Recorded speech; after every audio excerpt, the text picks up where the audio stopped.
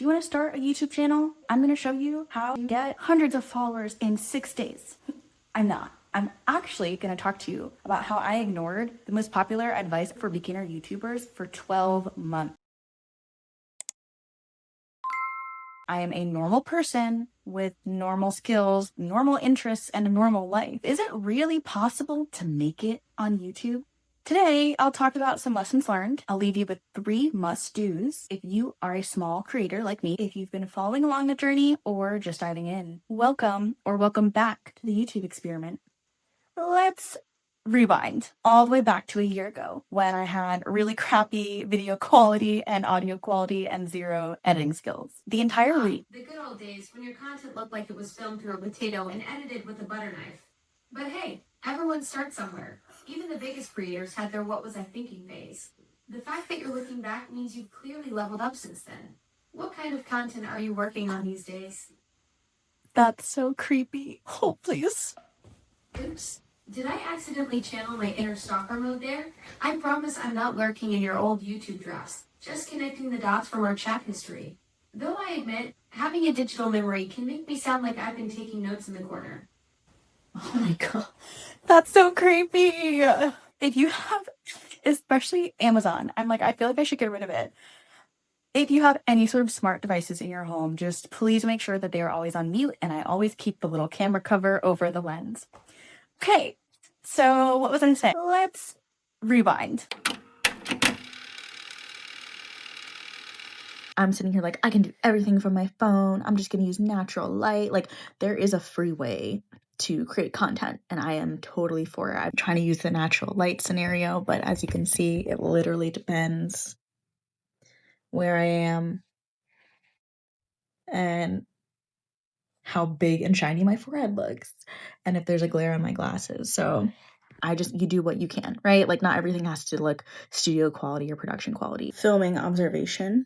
It is very difficult to film yourself when you don't have an extra camera. So when you're using your phone as your camera, it's really difficult. I'm trying to get just a shot of me sitting at my desk. I had to find whatever I have in my house, including my stepladder, to make a phone stand just so that I can film myself. So I definitely think the first thing on my wish list is just a basic camera so that I can get my phone back. I have a feeling I'm gonna want to make a video for y'all, just sharing some of my experiences, reflecting on my journey. Here's what I wish I knew when I was a beginner.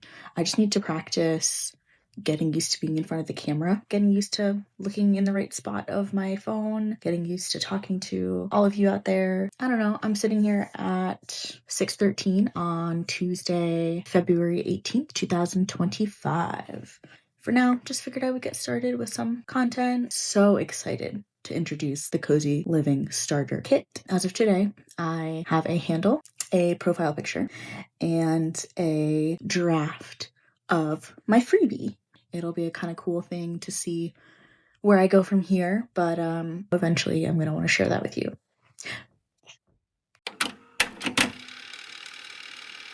Learning for me is just some things I need just a little bit more structure, a task list. As I'm just showing up, maybe I'll jump into Notion, maybe I won't. Do I need to script something? I don't know. Am I ready to edit? I'm not sure, but I don't want things to be overstructured to the point where obviously the YouTube experiment is a creative endeavor, and so you want to leave room for creativity. But I would just say, if I take a week by week reflection on the schedule that I planned out for myself so far, Monday is proving to be difficult. Let's get into it. I met every single one of the goals that I set out in the first 30 days of the YouTube experiment. I don't mind watching my favorite YouTubers on HD on my TV.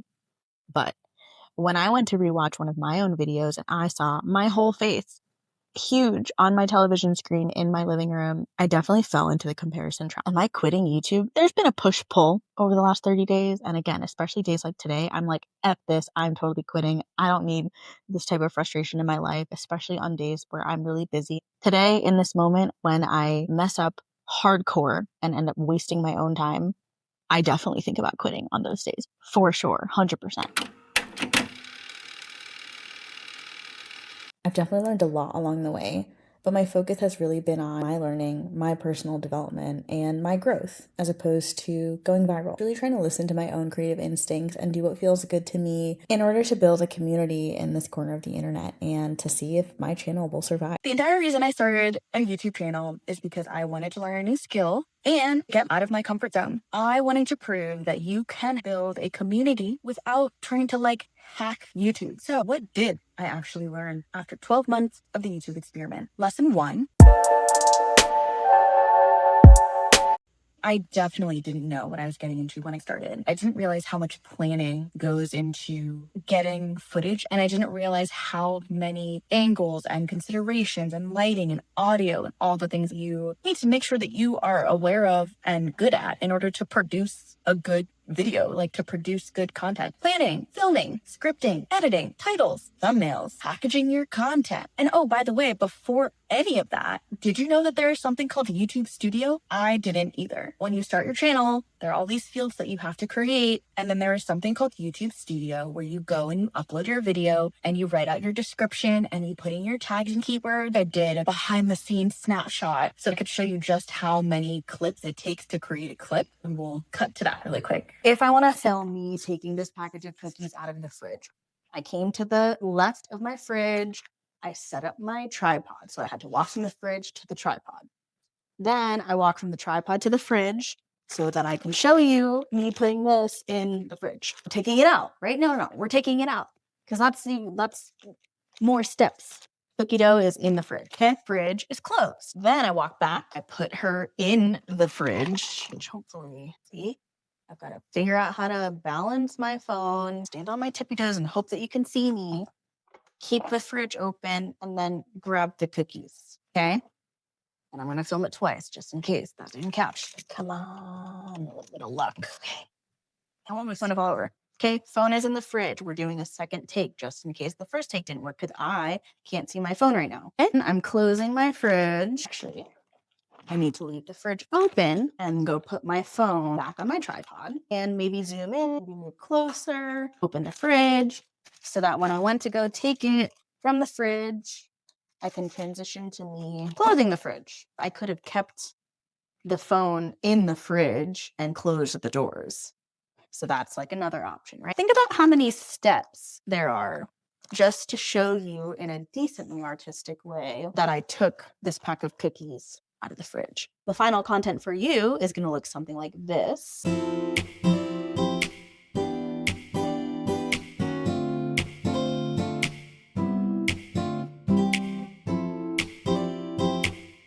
Welcome to content creation. That's what happens behind the scenes. I used to watch a lot of Cozy K's, and she had a lot of hobby videos back to back. Every time I'm watching her, she's doing a hobby. Man, she has so much time for hobbies.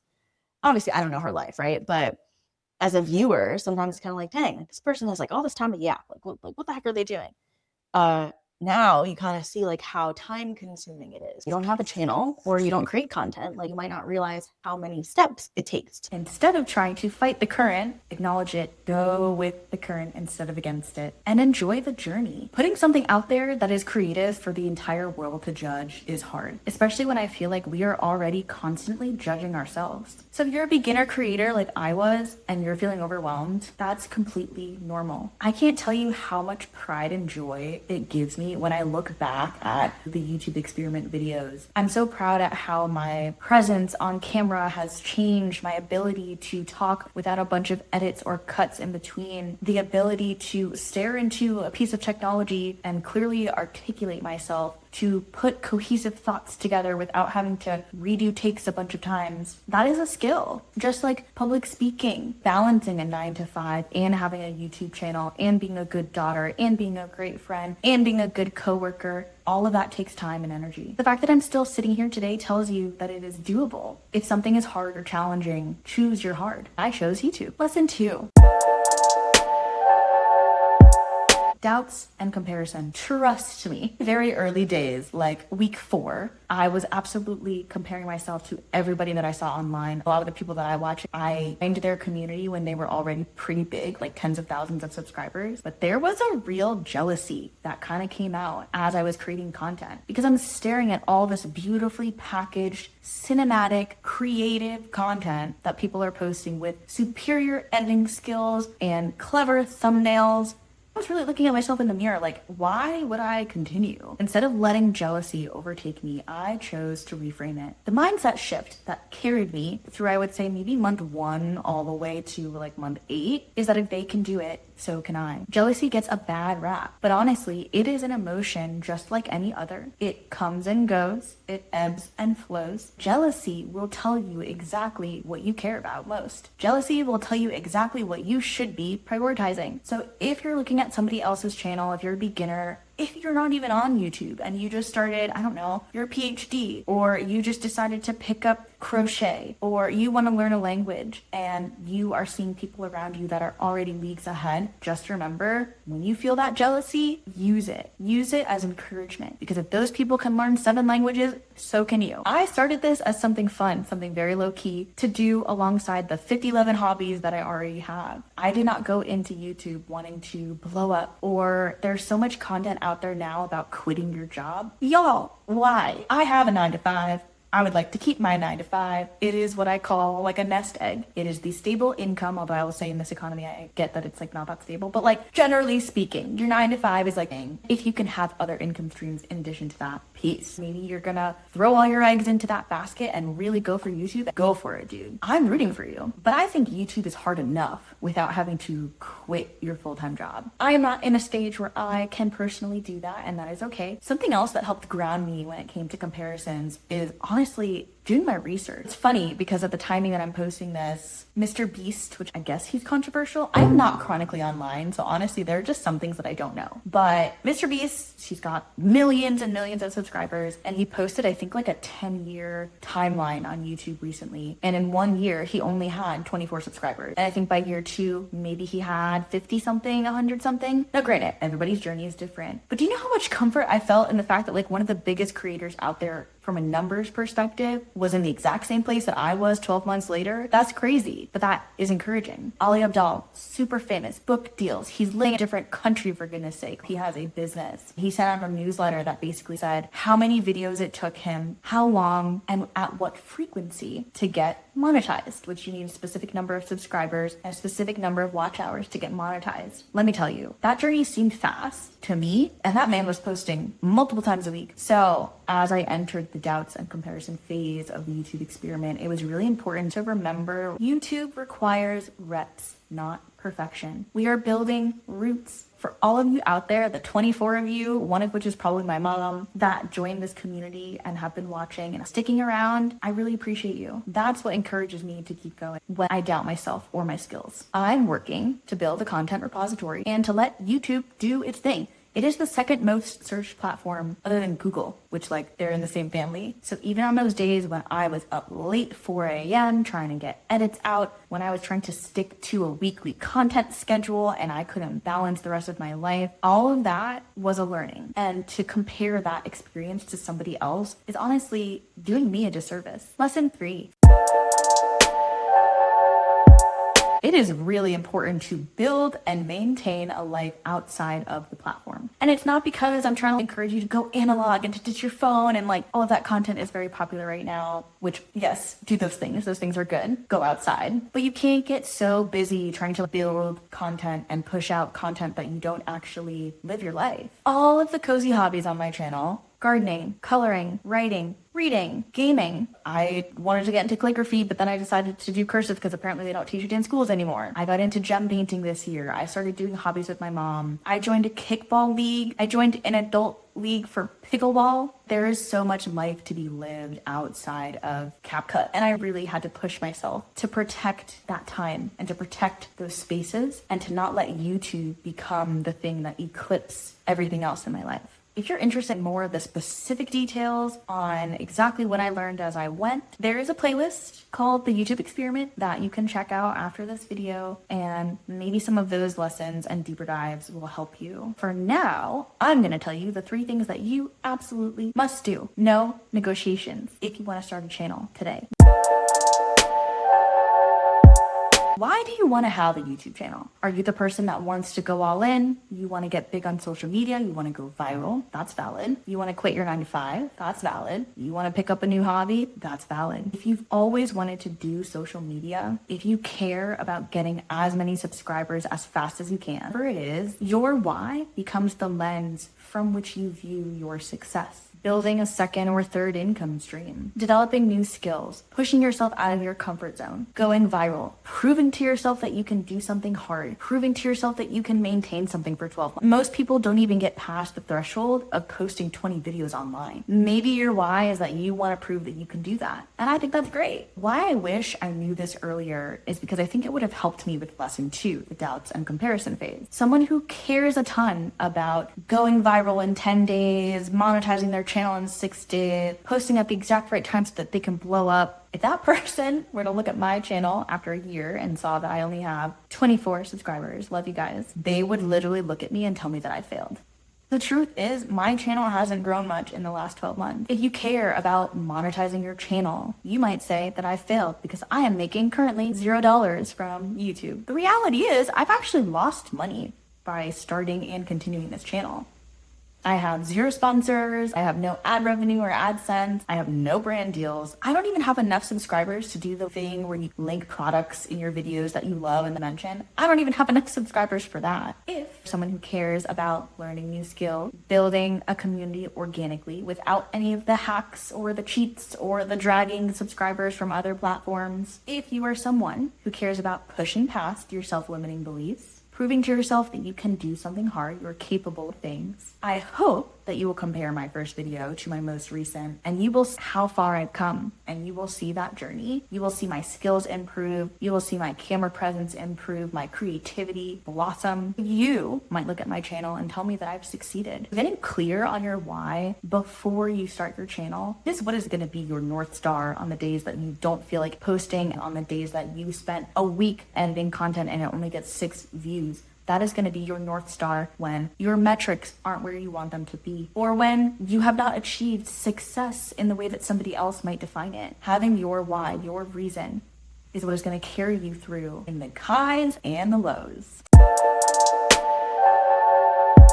Think about your technology gap. There is tech, or I guess tech accessories, gadgets, or whatever, that I chose to spend my money on to start and maintain my channel. But you don't need them. Maybe you don't have an iPhone 15 with the fancy updated cameras or an Android to film with. Ask a friend to borrow a phone, to borrow a camera, to spend some time filming you. Check out a thrift store. If your local library has equipment, support your local library. Maybe your resource gap is process oriented. You don't know where to start. How to find a niche on YouTube and how to succeed on YouTube is a YouTube niche now, if that makes sense. There's a lot of content about how to blow up and get big and the tips and whatever. And if those things work for you, awesome. Dive in. I remember scouring YouTube for 2 weeks before I finally found something that fit me, my personality, and my needs. I wanted somebody to tell me very specifically, step by step, what to do every day. I want to build my channel by X date. What do I need to do in week 1, week 2, month 1, month 2? And I found it. Millie Adrian, or Modern Millie, has a 1-year YouTube workbook that I printed out. I paid $1 for it.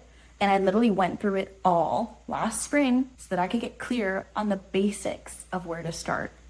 People don't realize that you want to have a YouTube channel, you got to set it up. You got to go onto YouTube, make a channel, and there's a bunch of stuff that you need to do just to have a channel exist in the ether. I needed something structured and organized and something that wasn't going to break the bank. I will link that for you down below. Definitely check out her channel and her content. That's what helped me get started and overcome the process gap. That is the resource that worked for me. So before you start your channel, gather your resources. If that's renting something from your library, borrowing something from a friend, and then putting your phone on top of 5 shoeboxes, which guilty, make sure you have everything that you need. Doesn't mean you can't change your mind if you go back to my early videos, I was using Riverside, not the platform for me. Now I've switched to CapCut and Descript, not sponsored. And I've been getting creative about my editing style and my fonts and my music because I have more creative options for the type of content that I want to push out using those pieces of software. If I could start over, I would make sure that I had things that were tangible for me, all of my resources at my fingertips. So before you go out and spend your hard-earned dollar in this economy,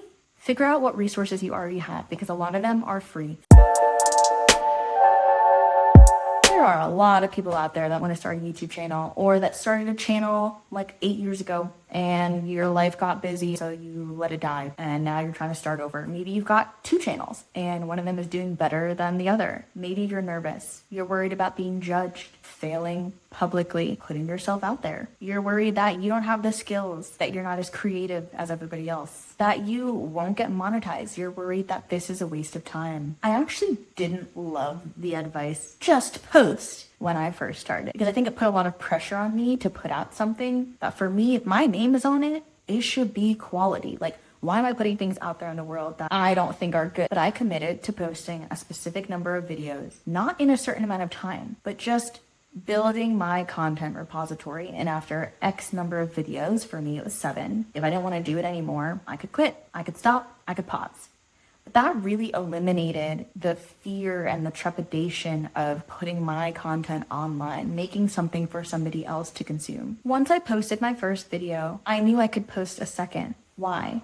Because I have tangible physical proof that I can, because my first one is already up. There's no comments. I might have put a community post that everybody has ignored and nobody has hyped my video, but it's out there. Being really realistic with myself about my goals, my timeframes, made it easier to ignore some of the fear that I had in the very beginning. After my 7 videos were posted, from there it was really just figuring out a cadence that worked for me. Last spring, I went ham. I posted a video every single week and then I very quickly got burnt out. Then I think I took a bit of a break, maybe in the summertime. Then I think I was twice a month. If you are thinking of starting a channel, if you are a beginner, just like I was, if you are a normal, regular person with a normal life that is passionate about something and wants to put something out there, I'm rooting for you. Just remember, get clear on your why, use your resources, start with the free one, and do whatever it is that you need to do to close the fear gap. So what's next for Cozy Creative in 2026? You can expect new videos. At first, I was thinking twice a month. Now I think I could probably push myself to 3 times a month. And then I was, what if the months are slow? Maybe I'll go back to weekly. So I think it's really just going to be about me managing my content cadence, still trying to figure that out. I don't know that I've nailed it down. I don't think that I'm going to have a formal YouTube experiment anymore, which, by the way, there is a free workbook. If you are starting a channel, if you are thinking of starting a channel, there is a free workbook that I made for you. It has resources, it has the mindset shifts that you need to make. It even has a free content calendar right in the workbook. So grab that if you're interested in using your resources to help you along your journey. Let's talk about the content of the content. I don't think that I'm gonna start a second formal YouTube experiment, but I will tell you from this point forward, I am super curious how fast it will take me to get monetized, get 1,000 subscribers, get 500 subscribers, whatever. I will keep you abreast. A lot of advice out there is that I have too many interests. I have too many hobbies. YouTube doesn't know what my channel is about. Therefore, it can't push my content to the right people. The right people will never find my content because one week I'm talking about this and the next week I'm talking about that. And I should just post gaming videos for the next few months, and then YouTube can push my videos out to that community. And then once I have an audience and subscribers, I can start making the content that I want. I disagree. Maybe I'll make a video about it, but I actually think that it is smart to have a lot of different interests. If you are like me and you have 5011 hobbies, my channel is free. I got you. I want to keep making lifestyle vlogs where I take you along with me while I go out of my house. And as an introvert, that's a challenge. Being able to take you along with me in my regular life, talk about my routines and system, customizing my technology, because y'all know I'm an aesthetic girly. Look at where's my iPad? I brought my iPad so that I could look at my notes, just as an aside. And look at this. Cute, right? So I definitely want to continue with the aesthetics of my tech, customizing my Mac and my iPhone, moving through home resets, moving through my morning routine and my night routine, talking about productivity, gaming in real time. Like, I really want to play Pajama Sam, but it's like, before you judge me, I know I'm 30.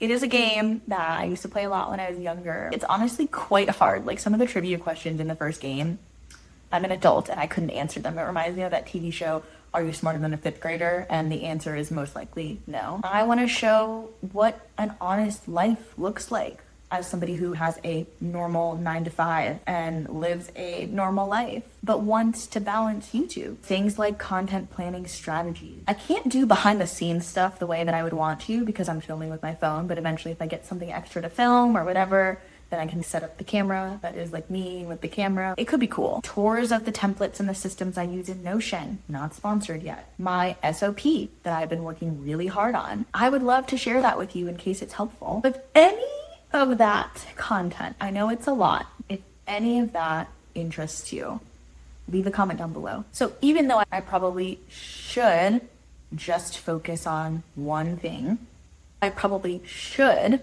narrow that down, I'm not going to. And I'm super interested to see, I guess, if that backfired. This is the end of the YouTube experiment, but it's the start of something new. I can't wait to see a year from now where we are. The YouTube experiment playlist will obviously live on my channel for forever as a time capsule of sorts. Leave a comment down below what type of content you want to see next. If you want to join my cozy community, hit subscribe. To my subscribers, all 24 of y'all, thank you so much for being here. Truly, I would not have the inspiration or the motivation to keep making content if you were not here supporting me. It means the world to me, not just that you want to be here, that you subscribed, that you've liked and turned on those notification bells, but that you've chosen to stay. Until next time, keep it cozy.